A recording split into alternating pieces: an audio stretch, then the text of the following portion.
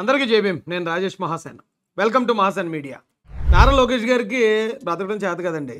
ఎందుకంటే 50 కోట్ల రూపాయలు లంచం ఇస్తానంటే ఎవరైనా వద్దంటారండి? ఈయన వద్దన్నా సరిపోను, నాకే కాదు ఇంకెవరికి కూడా ఇలాంటి లంచం రాకుండా చట్టం చేస్తానని చెప్పి ఆయన ఒక చట్టం చేయడానికి ముందుకొచ్చాడు. దానిలో వివరాల్లోకి వెళ్తే టీచర్స్ ఉంటారు కదండి, గవర్నమెంట్ టీచర్స్, వాళ్ళకి ట్రాన్స్ఫర్లు కావాల్సి ఉంటుంది కొన్నిసార్లు. ఓ మంచి స్కూల్కి కానీ లేకపోతే వాళ్ళు అనుకున్న ఏరియాకి కానీ ట్రాన్స్ఫర్లు అడుగుతూ ఉంటారు. ఈ ట్రాన్స్ఫర్ చేయించడానికి అవసరం అయితే లంచం ఎంత అని ఇస్తారు. అలా వైసీపీ గవర్నమెంట్లో అప్పుడున్న విద్యాశాఖ మంత్రి 50 కోట్ల రూపాయల లంచం తీసుకున్నాడట ట్రాన్స్ఫర్లకి.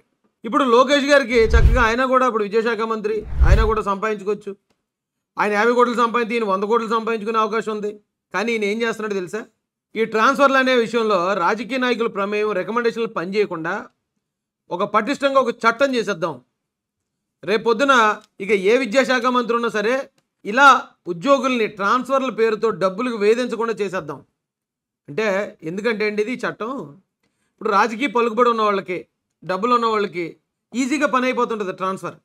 మరి అది లేని వాళ్ళకి, చాలామంది గవర్నమెంట్ ఉద్యోగులు వెనకాల బ్యాక్గ్రౌండ్ లేకుండా ఉంటారు.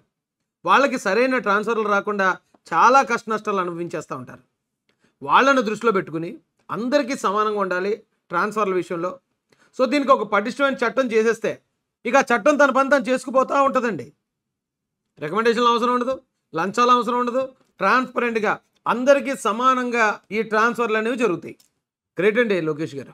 ఈ నిర్ణయం సంచలనాత్మక నిర్ణయం. ఇది అప్పుడే మూడోది.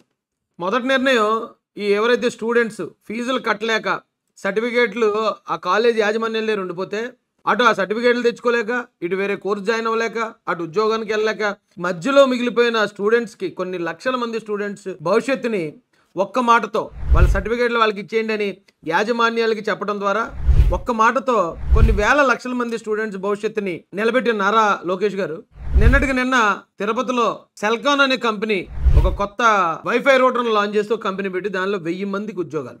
అంటే విద్యాశాఖ మంత్రిగాను అలాగే ఐటీ శాఖ మంత్రిగా ఈయన తీసుకుంటున్న నిర్ణయాలు సంచలనాత్మకం అవుతున్నాయండి. రానున్న కాలంలో నారా లోకేష్ గారి నుండి ఇంతకన్నా గొప్ప గొప్ప నిర్ణయాలు ప్రజా శ్రేయస్సు కోసం రావాలని కోరుతూ జై భీమ్, జై భారత్, జై జై మహాసేన, జై తెలుగుదేశం, జై చంద్రబాబు, జై జై లోకేష్.